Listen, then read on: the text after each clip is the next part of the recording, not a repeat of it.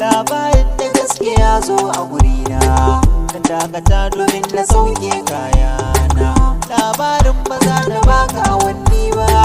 wata rana ina cikin chatin dina, WhatsApp ne nake tabawa a wayana, an mini sallama na amsa ba dama, na duba lambar a wayata ba suna, sai na ji ta ce da ni kai yayana, ina ta boyi sun kana daga saurare na, sai kai jinkiri wurin maido sakona, ba ka rafulai da sauri yayana, sai wani jan aji kake mini zarrama,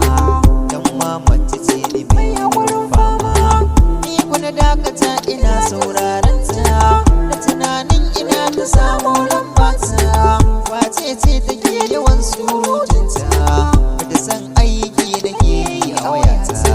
sai nazari na kasa gano wace ce me yin wannan batu dai a takaice, sai na tambaya da wani kayin zance, ta ce da ni Hafsat ce wai ko kamance, a garin Jos nake ni da iyayena,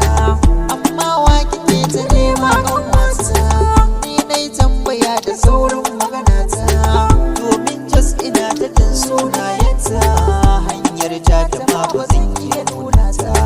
wai kai ya kake ta wasa yayana, hakan ta faɗa kaɗan a bayanina, mai sauraro da datsa bayanina, labarin akwai tsawo a bakina,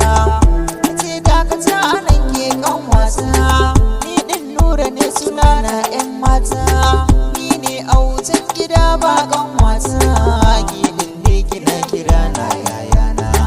ta ce da ni kai ma ka zama yayana, ko ba kai bane yau ka zama yayana,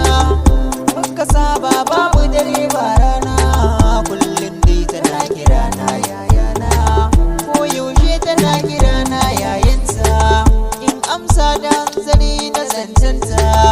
muna yin raha jin zance nata, ba ta yin fushi gare ni abin duba,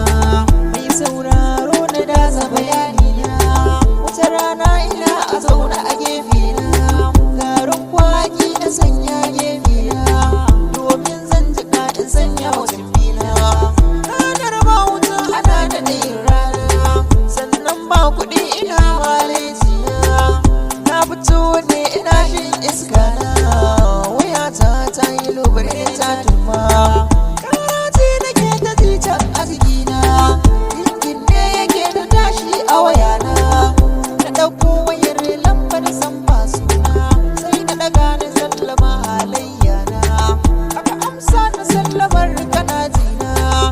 na ce ina ji wa ke yin magana, ya ce da ni direba ne yau zan zo ka sana, mai saurara biyo ni ka sha labari na, a tabin waƙar nan zan yi bayani na,